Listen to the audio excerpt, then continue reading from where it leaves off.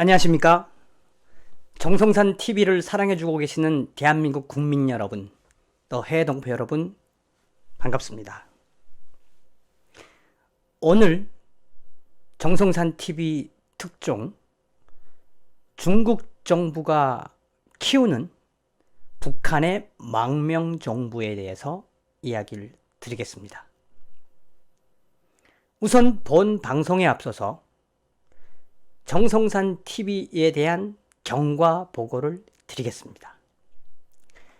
3월 15일 첫 방송을 시작으로 4월 30일까지 한 달 15일을 달려왔습니다.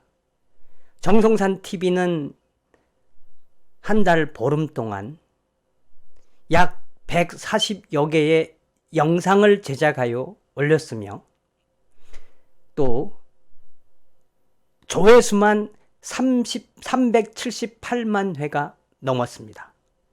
또 오늘부로 6만 5천 명의 구독자분들이 구독을 해주고 계십니다. 이 모든 것들은 시청자 여러분들께서 정성산 TV를 사랑해 주시니까 여러분들의 성원에 제가 달려올 수 있었던 결과입니다. 다시 한번 정성산 TV를 사랑하고 계시는 모든 분들께 진심으로 감사드립니다. 오늘 중국이 세운 북한 망명정부 1부와 2부로 나누어서 방송을 해드릴 만큼 방대한 양입니다. 자, 중국 정부가 키우는 북한 탈북민들로 만들어진 망명정부의 실체, 그 실체를 알려면 우선 황장엽 선생님과 장성택의 히스토리를 반드시 알아야 합니다. 그래서 오늘 이번 시간에는 중국 시진핑 정부가 키우는 북한 망명정부의 탄생의 배경에 대해서 좀 말씀을 드리고자 합니다. 2013년 12월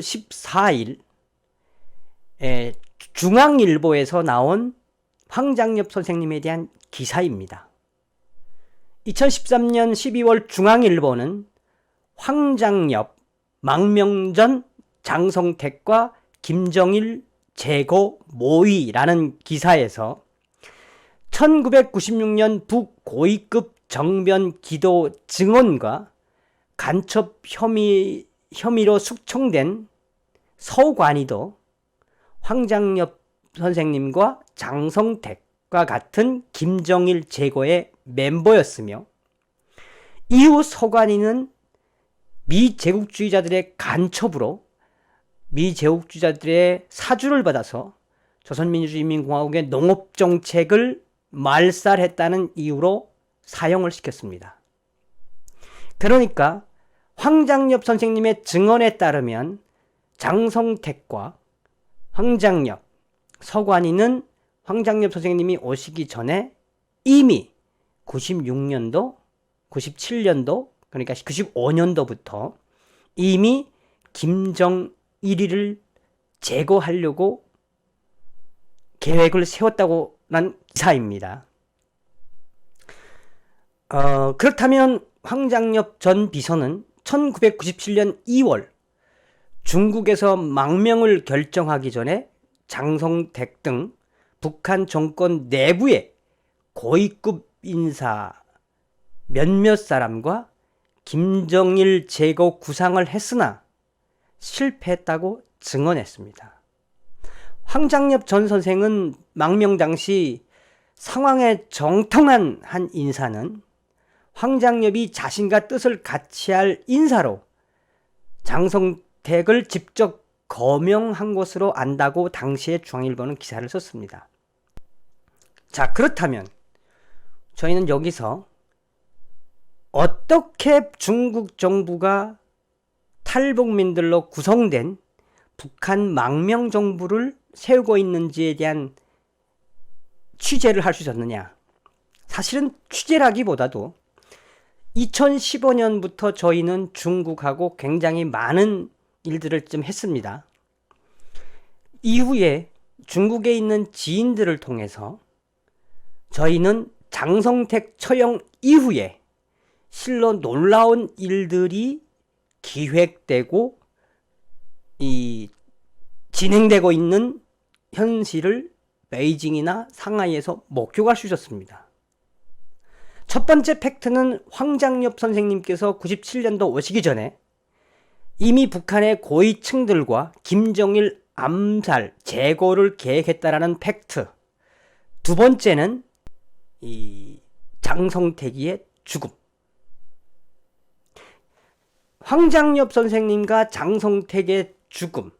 이 두 팩트가 오늘 말씀드리려고 하는 내용, 뼛속까지 친중인 탈북민들로 만들어진 북한 망명정부, 중국이 슈퍼급으로 키우고 있다가 이해가 됩니다. 저희는 장성택 처형 이후 실로 놀라운 현실들을 경험했습니다. 여러분들도 다 아시다시피 장성택은 당 행정부장이기 전에 굉장한 중국통입니다. 또 장성택이는 리더십이 굉장히 강해서 장성택이를 따르는 당 간부들이 굉장히 많았습니다. 더군다나 장성택이는 친러파이기도 해서 중국통이면서도 소련통, 러시아통이었습니다. 다시 말하면 중국과 러시아 개발에 관련된 모든 관리는 장성택이가 있습니다. 그러면 장성택 처형 이후에 장성택이가 관리하던 중국과 러시아의 자금, 그 자금의 출처에서부터 저희는 놀라운 사실들을 발견하게 된 겁니다. 다시 말씀드리면 장성택 처형 이후에 중국은 중앙은행들과 굉장히 메이저 은행이라고 할 수 있는 그 은행들에 개설해 놓은 김정은 비자금을 동결했습니다. 그러니까 장성택이를 처형하고 나서 13년, 14년까지도 김정은의 중국 자금을 중국 정부는 차단을 했고, 이후에 장성택이의 중국 장자금을 관리하던 당시의 북한 요지의 이 망명자들이 순식간에 중국에서 증발을 해버렸습니다. 12, 13, 14 이 사이에 김정은이의 중국 자금을 동결하고 중국 정부는 또한 장성택의 자금을 관리하던 중국에 있는 북한 장성택 망명자들이 순식간에 증발했습니다. 저희는 중국과 러시아에 사업하는 큰 지인들을 좀 알고 있습니다. 그 지인들이 그 장성택 라인과 사업을 하는 사람들에 대해서 많이 알고 있던 사람들입니다.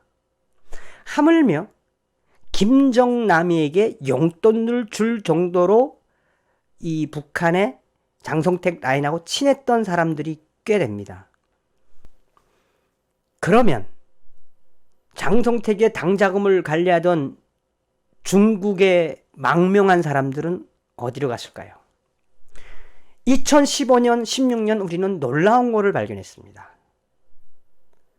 장성택의 측근이었던 북한의 당간부들, 그러니까 망명자인 거죠. 망명자. 어쩔 수 없이 장성택 처형으로 중국으로 망명을 한 북한의 고위 엘리트 및 자금 담당들이 베이징과 상하이에 있는 것을 목격했습니다. 놀랍게도 장성택의 이 중국 자금을 관리하던 이들은 놀랍게도 중국 여권을 가지고 있었으며 또 베이징이나 상하이나 최고급 아파트에 살고 있었습니다. 오늘의 팩트는 바로 그겁니다. 제가 다음 시간에 좀 더 긴박한 이야기들을 깊숙한 이야기들은 제가 이제 해드리겠습니다만, 우선 첫 번째는 황장엽 선생님 계셨을 때 김정은이를 제거하려고 하는 모의를 꾸몄다라는 것, 장성택이와. 두 번째는 장성택이가 죽고 나서 중국 정부는 김정은이의 중국 계좌를 동결을 했는데, 그 중국에 있는 김정은 비자금 관리했던 장성택 라인들과 북한의 당간부들이, 세 번째는 중국 여권을 가지고 베이징이나 상하이에서 고급 아파트에 산다라는 것입니다. 자, 저희는 또 궁금했습니다.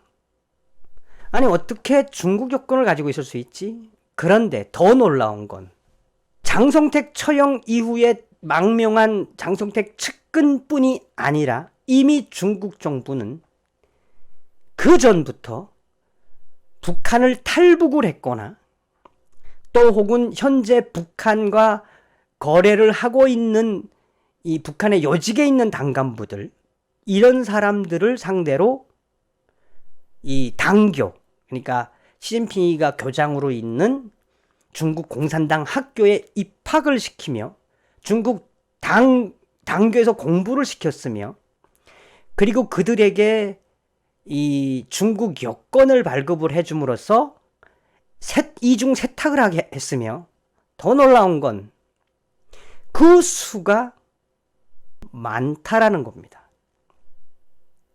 그들은 왜 그러면 그토록 중국 정부와 손을 잡고 북한 망명 정부에 가담했을까요? 이게 아주 중요합니다. 여러분들도 아시다시피 김정은이가 장성택을 처형한 그 사건은 중국의 화교들과 또 중국의 돈주들, 또 중국의 기업가들을 경악스럽게 했습니다. 왜냐하면 장성택이는 주로 황금평이라든지 신의주라든지 러시아 핫산이라든지 이 극동지방과 동북아 지역에 있는 북한하고의 그 중국 무역과 경제 개발을 총괄했던 사람이 장성택입니다. 설마 장성택이를 죽이자고는 누구도 생각을 못했습니다. 그런데 장성택이를 딱 죽이고 나니까 중국 정부는 김정은의 계좌를 올 동결했으며, 여기에 러시아도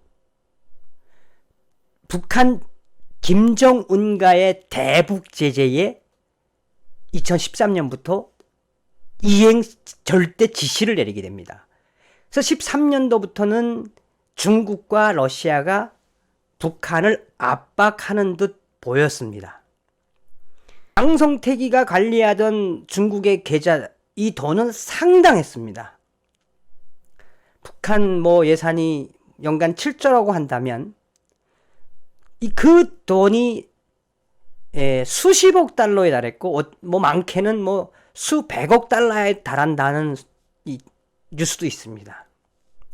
그 중국에서 동결한 돈은 실제로 합법적으로 중국 정부도 쓸 수는 없습니다. 그런데 그거를 관리하던 장성택의 최측근들을 중국인으로 귀화를 시키거나 추후에 북한으로 들어갈 망명정부의 요직에 앉혀놓음으로써 그 돈도 쓸 수가 있고, 향후에 김정은 유고시에 북한으로 들어가서 친중 정부를 세우려고 하는 탈북민 및 중국을 왔다 갔다 하는 북한 사람들로 망명 정부를 만드는데 돈이 사용됐다라는 겁니다.